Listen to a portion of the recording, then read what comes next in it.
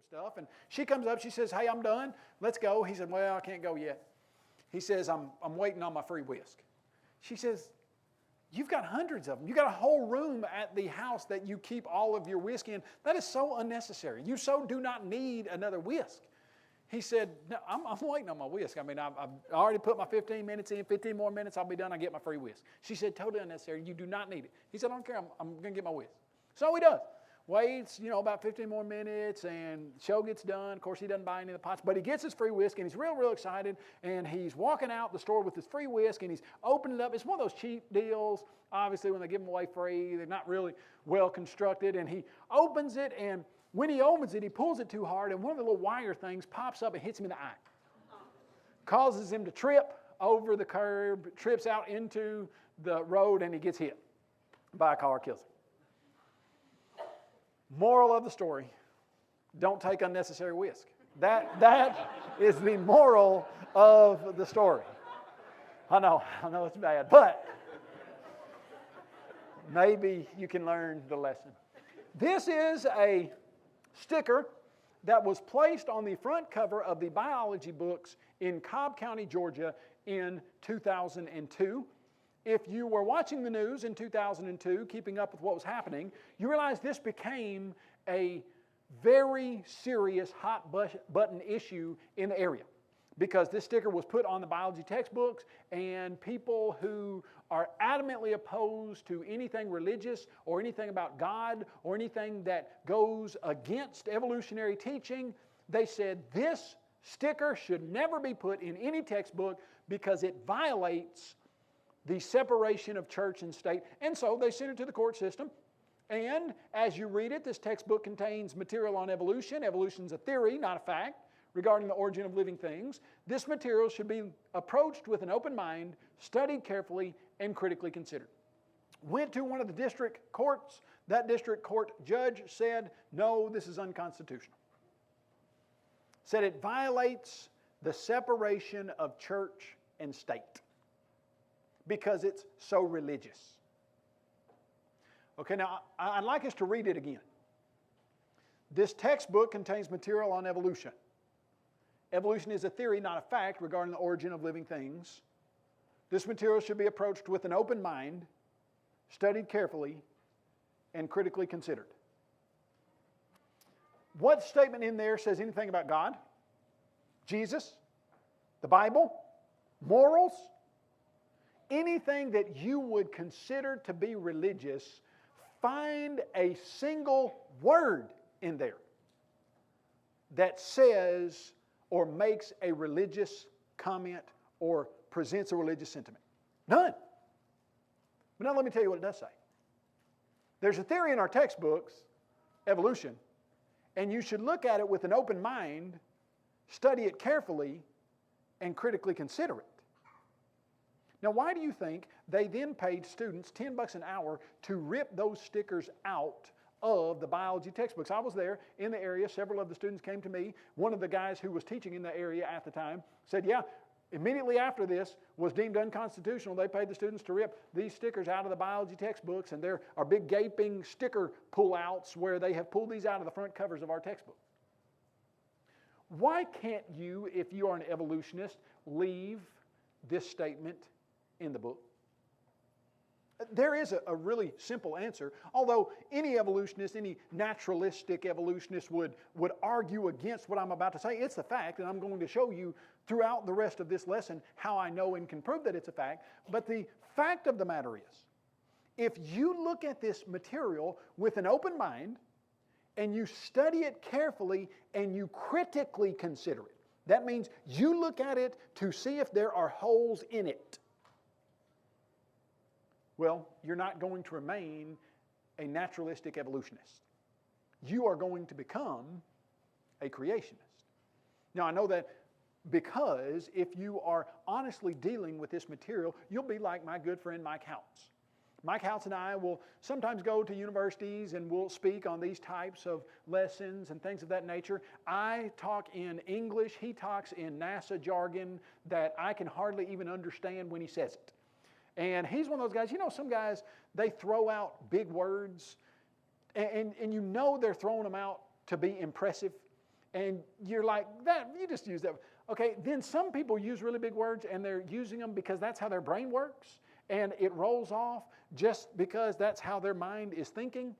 Mike Couch is one of those guys. He is aeronautic. He's got a PhD from MIT in aeronautic engineering. He's a project manager at NASA in Huntsville. Got about 23 people work under him on rocket science.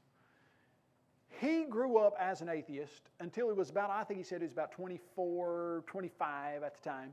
And he said, you know, I've always been taught evolution is true, and I've never really critically considered it, and I'm going to start really analyzing what our textbooks are saying about evolution. And he started finding some of the material that I'm going to show you. That is not the material. In fact, that is from a 1980s horror movie called Poltergeist. Dane, help me out here, buddy. I was just bragging on Dane and how technologically savvy this place is. You know, in all of my lecturing across the country for the last 18 years, I have never had a snow screen like that. It's never been done before. Thank you. See, look at that. This is the English peppered moths. Let me tell you what my co-worker Eric Lyons and I did. We got every single middle school textbook on biology and the like that we could find several years ago and went through them, finding the evidence that the textbook used to teach evolution. This is one example of stuff that's in virtually every single textbook on evolution. It's called English peppered moths. Here you see a dark variety of the English peppered moth. Here you see a light variety. This was from a 1989 general science book, but it is in virtually every single one from then on till now. English peppered moths, here's how the story goes. In the Industrial Revolution, when these moths landed on tree trunks, there were lichens before the Industrial Revolution, for the soot and everything caused the lichens to die and basically caused the tree trunks to get soot black. And before the Industrial Revolution, the variety of English peppered moths was 5% dark and 95% light. And they said, here's why. If you are a bird, which one of those two moths do you eat? Well, you obviously eat the dark color one because you can see it. The other one you can't see. And so it was told to us that this is an example of natural selection, or what they called evolution in action. All right? This is going to prove to you that humans evolved from primordial slime multiplied millions of years ago. Evolution in action. Now, after the Industrial Revolution, when the soot killed the lichens on the trees, the population changed from 95% light to 95% dark and 5% dark to 5% light. And we're told this is an example of evolution taking place right before your eyes. Now, here's the problem with that description. Work with me on this series of statements. What is stronger than God? Nothing. What am I holding in my hand? Nothing. So what I'm holding in my hand is stronger than God. I'm going to repeat it for you. What's stronger than God? Nothing. What am I holding in my hand? Nothing. So what I'm holding in my hand is stronger than God? You see the problem there. You know intuitively that something is wrong with that. There's some wordplay, some sleight of word that is happening there, but it's kind of hard to put your finger on it, isn't it? Well, basically what you got is something called equivocation. When you have two definitions of something, nothing, two definitions of it, and you use one definition in one place, and then you use that same definition in another place when you're really talking about something else. Now, let me explain then what I mean in that regard as it relates to evolution. If you are to say, what is evolution? Generally speaking, you will have a person say to you who believes in naturalistic, organic evolution. They will say evolution is change over time. Does stuff change over time? You see that right there? That is evolution in action right there. Stuff changes over time. Everybody knows that. You don't look like you looked 10 years ago. Why? Because stuff changes over time. And so if we were to say, according to that definition of evolution, change over time, do things change over time? Yes, absolutely. But here's what happens. If you were then to say, what's the definition of evolution? Change over time. What's another concept or definition of evolution? Going from non-living, inorganic chemicals to life, and then that life changing from multiple different kinds of life, eventually getting up to humans. That is the generally understood definition of evolution. So when you say, okay, is evolution true? Yes. So humans evolved from slime millions of years ago. Well, hold on just a sec. No, change over time is true, but getting humans to evolve from single-celled amoeba over multiple millions of years, that's not proven. But now here's what they're doing for you. They're saying these English peppered moths prove evolution to be true. Now, there's a couple problems with that. You ever tried to get your 5-year-old to be still long enough to take a picture with a rabbit on Easter? I'm not saying I have. I mean, maybe some chicks, a little duck, and a rabbit. Okay, you got a 5-year-old, a 3-year-old, and a 11-month-old, and you're trying to get them all in the frame to take a picture on Easter. It's pretty difficult. You ever tried to get 2 English peppered moths to perfectly sit on a tree trunk right next to each other for a picture?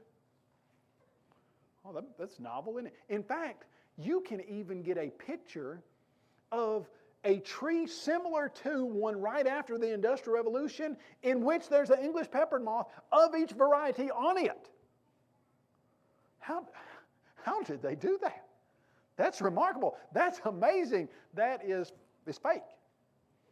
Okay, those English peppered moths that you see in these pictures were glued on there, they were pinned on there, or they were caught and artificially placed side by side on these tree trunks so that you would have a picture of it in your textbook. Is that how you find them in nature? No. In the last 40 years, there have been 1 pair of English peppered moths ever, to my knowledge, found on tree trunks. They don't land on tree trunks. They land on the underside of tree leaves most all the time, and most of the time the tree leaves are green, and it has nothing whatsoever to do with whether you can see them or not. Now, the variety did change, the percentage-wise. But hold on just a second. In order for you to get evolution to take place, where you need to add genetic information to the peppered moth genome to get something different, well, that's evolution. When the ratio of variety changes, you don't have evolution in action. That'd be like saying, hey, we got a dog out here. This dog just had a litter of 10 puppies. All right, you got 10 puppies, and 8 of them are white, light-colored. 2 of them are dark-colored. Okay, so what's the ratio of light to dark? 8 to 2, 4 to 1. Well, in a tragic puppy accident, the mom is walking across a frozen pond, and the first several that are going forward, they fall into the pond, they don't make it, and they were all the light-colored, and so 7 of the 8 light-colored just died. And so now our puppy population has changed from 4 to 1 light to dark to 2 to 1 dark to light. What is that? Evolution in action. Except, no, it's not evolution in action, because you've got to have new genetic information. Before the Industrial Revolution, there was genetic information for 2 varieties of English peppered moth. What were they? Light and dark. After the Industrial Revolution, there was genetic information for 2 varieties of English peppered moth. What were they? Light and dark. Did you have a moth grow into anything more than a moth? Did you have it grow a beak? Did you have it grow scales? You didn't have anything like that. You had the exact same genetic information, just in a different ratio of how it played out. This is not evolution in action. So when you are critically considering this, and you're told that they can prove that humans evolved from lower single-celled amoebas, and they give you this as evolution in action, well, you start to think, well, hold on, that's not evolution in action. Now, this was a Canadian textbook writer who knew the pictures were fake. And he knew that that's not really how the English peppered moth actually did things. But he said, I mean, you got to look at the audience. How convoluted do you want to make it for a first-time learner? He said, yeah, I know it's false, but it makes the point real clear, and so I'm just going to keep using this as an illustration. You don't want to confuse the first-time learner. He says the advantage of this example of natural selection is it's extremely visual. Okay, that's good. It's false, but you can see it real well. That's what he's saying. Okay, suppose I've got this groundbreaking, amazing theory that if you've got a white cow, let's say it's a limousine, Simmental, I don't know, whichever ones are white. You got a white cow, and it eats green grass. It will grow purple spots. And you say, Kyle, that's ridiculous. I've never seen it. No, I can prove to you. Tomorrow, if you'll come out here, I will have 4 or 5 white cows, and you'll see we'll let them eat some green grass, and you'll see they'll grow purple spots. And so I bring my cows, and you come, and you are excited to see this, and we let them eat early morning, and next thing you know, right after the sermon series, you go out, and they've all got purple spots that the size of baseballs, just all over them, purple spots. And some of you who are not afraid of cows go up to those cows and you start petting them and you think, wow, this is amazing. And then your forehead itches a little bit, and so you itch your forehead a little bit, and somebody looks at you and they say, man, you got something all over your head. And you, sure enough, purple. All over your hand and your head, and you go in and you clean it off your hand and your head, and you get a paper towel and you march out. You think something's fishy here, and you go to that cow that's got those purple spots all over it, and you take that paper towel and you start wiping on one of those purple spots. Sure enough, it comes off as purple paint, and you say, Kyle, you faked this. That is purple paint. The cow doesn't really grow purple spots. And I say, I know. But the advantage of this example is it's extremely visual. Okay, it's fake, but you can see it real well. You see the problem there? Now let me ask you this. What's up, Dane? The advantage of this particular screen is that you get to see Dane. You can't see now which variety of peppered moth would you probably be able to see better on the Poltergeist? What's causing that, Dane? The bad driver. Well, I've got a 15-year-old who just got his permit, and he's getting much, much better. But he did almost hit a truck the other day. We were going down, and he was going, and I don't know, now when I learned to drive, my biggest problem was keeping the car in the middle of the lane, in the middle of the lanes. I had a real big problem with that. But my son, he's a really, really good driver, except he doesn't know how far his truck is over on the passenger side of the road. Now, I don't know if you guys had that, but like as he's driving, like the wheel will be all the way this far over the white line. And I'll say, Drew, you need to be, and so he'll move back, but then he naturally just comes back, and I'll, 5 or 6 times a time. And so this time he was getting in a turning lane and thought he was far enough over, and I'm sitting in the passenger side seeing the rear end of this truck coming up, and I say, Drew, you're about to hit this rear end. And he's like, no, I'm far enough over. I say, Drew, you're about to hit this.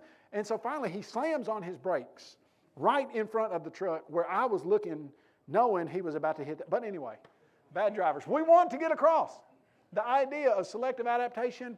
Now, notice this statement. Later on, they can look at the work more critically. Why don't you want them to look at the work critically now? Oh, because there's really no later on. What college class says all the things we told you proved evolution that don't really, and now you can critically examine it? 101. You ever seen that class? No, there's not a class like that. In fact, one of the guys who was writing about this in the book Icons of Evolution says he went to the terminal end of the degree in science, got a PhD. And he said he had always been taught this stuff on English peppered moths, and never once in any class did anyone explain to him, no, actually there are problems with this. That doesn't prove evolution. Later on is if your kids happen to come to a seminar like this and see that, oh, hey, even these guys who use this stuff as evidence, they admit it's not real evidence, but they just say it works so well they're going to keep using it. Later on, for most kids, now I was at the Smithsonian Museum in Washington, D.C., and I was watching kids pour through the Smithsonian. You know how many kids come to the Smithsonian every single day? Smithsonian Museum of Natural History, 10,000 a day. And they teach all this kind of stuff. And in fact, I'll show you some of the stuff that we've got from there. 10,000 a day. How many kids get to see that Bob Ritter admits that, hey, it's not really true, but later on they'll get to look at it more critically? The 40 that we got here today, multiply that by 10 seminars that I do a year, 400, and I got 3 other people that do with me, so 1,200, 1,600 kids a year, and 10,000 a day are learning it from the other side. You see what we're up against there? That's why you can't put a sticker in this textbook that uses the English peppered moths to prove evolution that says you need to look at this critically, because if you do look at it critically, well, you don't come out as an evolutionist. Ernst Haeckel. Haeckel in 1860 read on the origin of species by natural selection, said this is the greatest thing I've ever heard. He said, I'm going to find evidence that proves Darwin's evolution to be right, and he came up with this law of embryology. And he said, ontogeny recapitulates phylogeny. Sounds good, doesn't it? And all of his students who wanted to act like they knew what he was talking about said, ontogeny does recapitulate phylogeny. What in the world does that mean? Ontogeny. He called it the law of embryology. And here's what he said. The ontogeny of an organism, the growth from the time it is conceived to the time that it is born, recapitulates, recaps its phylogeny, its evolutionary history. So if you zoom in at the right time, you'll find it in a single-celled amoeba stage. Zoom in at the right time, you'll find it in a fish stage. Zoom in at the right time, you'll find it in a lower mammal stage, depending on what kind of organism it is. And he said, look how similar these embryos are. This proves that they all came from a common ancestor and that their ontogeny is going through their evolutionary history. Well, some people in 1874 rather, they said, you know what, that just doesn't look like the embryos that we deal with on a regular basis. I mean, we know what an embryo looks like of this pig, dog, human, fish, etc. We know what they look like, and they don't look like what you've drawn them to look like. And if I understand it right, they asked him, where'd you get these pictures? He said, well, I drew some of them from memory. And then they asked him, and he said, well, okay, all right. Sometimes I would draw the same embryo and label it 3 different things. He said, sometimes I'd draw a dog embryo and label a dog, a pig, and human. He said, but still, this is true. I know this is a fact, and this proves evolution. Okay? Now, the problem with this is, I'm going to let you read from the evolutionist's own pen, atrocious, that's atrocious in German. I won't attempt to pronounce that. Haeckel's distortions did not help Darwin. Now, let's let Stephen Jay Gould explain to us what he means. Haeckel remains the most famous today as the chief architect and propagandist for a famous argument that science disproved long ago, but that popular culture has never fully abandoned. Well, what does he mean that science disproved long ago? Okay, back in the 80s, before 1900, Haeckel's idea of embryology was disproven. Okay, good, so it won't be any textbooks, that'll be done, it'll be finished. Oh, okay, no, hold on just a second. Gould says, we should therefore not be surprised that Haeckel's drawings entered the textbooks. Okay, textbooks get it wrong sometimes. But we should, I think, have the right to be both astonished and ashamed by the century of mindless recycling that's led to the persistence of these drawings in a large number, if not the majority of modern textbooks. We've known it's false for 100 years, and we're still using it? Why? Well, because nobody has been encouraged to look at this stuff critically. Because we have heard that, okay, we've got evidence that proves evolution, but just don't think about it too much. Don't look at it too critically, because if you do, you're going to find out that, no, Haeckel's embryos have been disproven for 100 years, and they've been in the majority, the vast majority of modern textbooks for the last 120 years. I was, several years ago now, I was up in Maryland. This was when I was in Maryland, right outside of Washington, D.C., presented a lesson on this, and a girl sent me an email back, and she said, I sat through your lecture on English peppered moths and Haeckel's embryos. She said the next week in biology, we went through the evolutionary chapter, and the 2 things that they were using to prove evolution were the English peppered moths and Haeckel's embryos. She said, and I almost laughed out loud that they were using this as to teach evolution when I knew that that was false, and people had already admitted it. It's exciting to me in one way.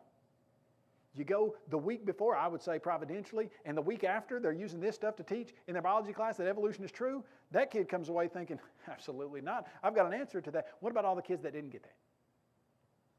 What about all the kids that went into their biology class that next day and the peppered moths were used to teach evolution, and Haeckel's embryos were used to teach evolution, and they bought it hook, line, and sinker, and nobody told them that we've known this isn't true for 100 years.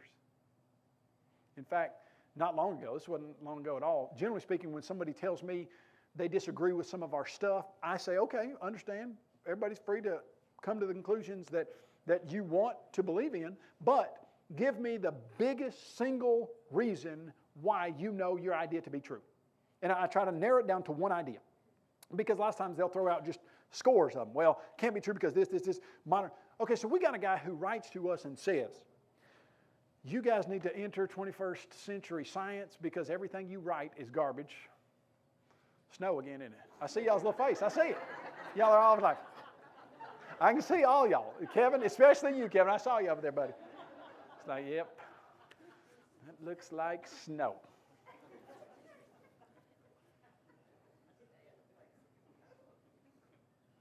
Where do horses live? In a neighborhood? Okay. What branch of the military do you find flying rabbits? The Air Force? What do you call 40 rabbits standing in a line walking backwards? A receding hairline? I was at my barber. We were telling hair jokes like that, and I said, I guess you've heard every single one of the hair jokes. This is what my barber said not long ago. And he said, well, they're all over my head.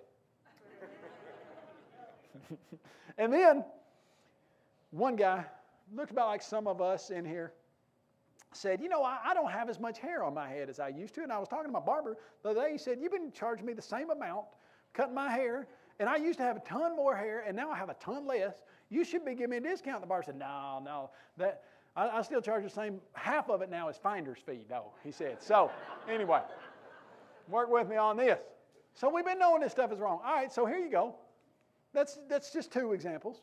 Give you another example right here. Horse evolution. You ever seen that?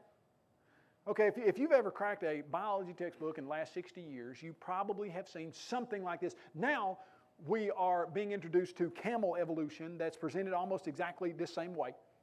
Horse evolution has been presented in textbooks for decades. George Gaylord Simpson, writing in 1953. Now, they knew this in 1953. The uniform continuous transformation of Hyracotherium into Equus, so dear to the hearts of generations of textbook writers, never happened in nature. Okay, where did it happen? On the page of your textbook. Where did it come from? The mind of the evolutionist. Where did it not happen? In nature. The continuous transformation series, what's that look like? He gets a little bit bigger, his toes starts fusing, a little bit, bam, all the way up to modern horse. George Gaylord Simpson, one of the world's leading atheistic evolutionists in 1953, said that didn't ever happen. We've known it didn't happen for the last 70 years. And yet, it's been in a bulk of textbooks that say this proves evolution. As it relates to that idea, think through what's happening here. We've known the peppered moths don't prove evolution. For 120 years, we've known that Haeckel's embryos don't prove evolution. For 60 years, we've known that horses didn't evolve like that. What's going on here? How is this getting to be used over and over and over in textbooks? Well, here's how. Pull out every sticker that says critically look at this. And tell people, hey, just accept it. Later on, you can think through it. Later on, you can try to analyze it. But right now, just accept it for what we're saying. Don't really think too critically or look at it with an open mind. Just take it for what we're telling you, and later you'll be able to figure it out. Well, you see the problem there. Here's what you're told in most textbooks, that similarity proves that things are related. And so they'll put a picture of a mother dog and a baby dog, and that baby dog will look very much like the mother, and they'll say, what does that show? They're related. So if you say anything similar, then it has to be related in some shape, form, or fashion. And they'll say, if you were to look at the human wrist, the cat ankle, the whale wrist, and the bat wrist, you would see several similar bone structures, and that proves relation. Now here's the problem with it. Does similarity sometimes prove relation? Oh, absolutely, positively. I've got a guy right now that you could put him in a picture, and you could take a picture of his kid when he was 3 years old, and there is no possible way you would ever identify that child as anybody else's kid but his. I mean, spitting image of his dad. But does similarity always prove relation? In fact, lots of times similarity doesn't prove any type of relationship.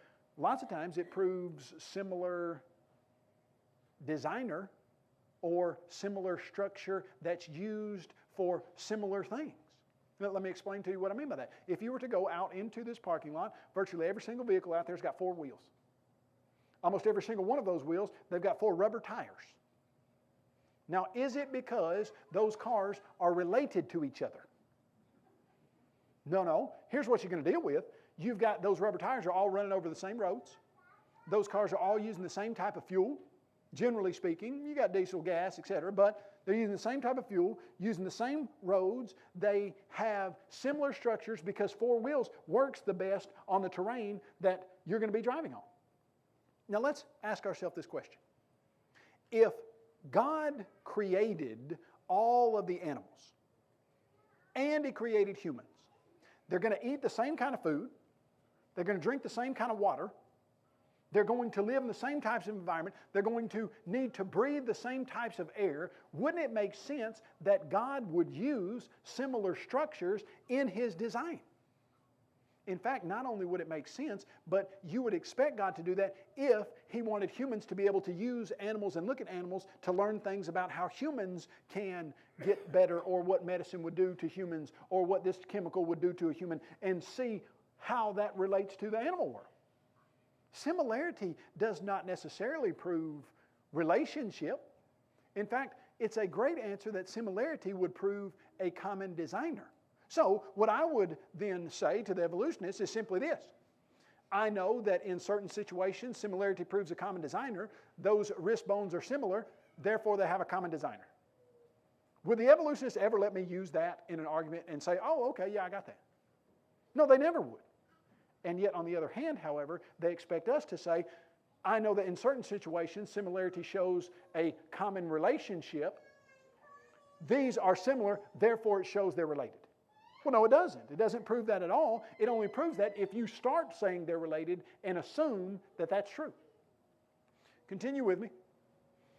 Are these tables related? They've all got 4 legs. Why in the world do those tables all have 4 legs? Some tables have 3. Most tables don't have 2. That'd be a little bit more difficult. Why don't some tables have 2? Well, you could find a table with 2, maybe. But that's going to be real hard to balance that table. The reason that all 4 of these tables have 4 legs is not because you have any type of relationship. What you have going there simply is a commonality in structure because they're all needing to do the exact same thing. There's a reason why the thought process of critically analyzing evolution is not encouraged in the public school sectors. Now, when I say public school, let me tell you what I mean by that. I grew up in a public school that had 28 people in my graduating class. The principal was a member of the church, the vice principal was a member of the church, the valedictorian was a member of the church, the salutatorian was a member of the church, the English teacher that taught senior English was a member of the church, the coach married a lady who was a member of the church who was later converted within about a year or 2. The geography teacher was married to a member of the church who he became a Christian not long after that. It was a very religious public high school. And by that I mean, when you went into my English teacher's class, she explained to you that she believed that there was a God, and she believed that there was evidence to prove it, and she was going to tell you that, and it didn't matter. That's how she was going to do things, and she had been there for 35 years, and that's how she was always going to do it. And that's just how it was. Now, you might be in a public school system where you teach right, and you avoid teaching the incorrect stuff, or even You know, when my kids come to me and they say, hey, we learned this about evolution, I say, okay, yeah, let's look at that. Do I want my kids to know everything there is to know about evolution? Sure. I want them to critically consider it so that I can say, all right, did they tell you that the English peppered moss proved evolution? Good, let's look at that. Okay, English peppered moss don't, but now you know the arguments they're using. I'm not afraid of the teaching of evolution. In fact, I read every atheistic book that comes out on the market to know what they're saying. I'm not afraid of that. But we need to understand that the one-sided presentation of evolutionary theory where nobody is there to answer it is going to cause faith problems with our kids.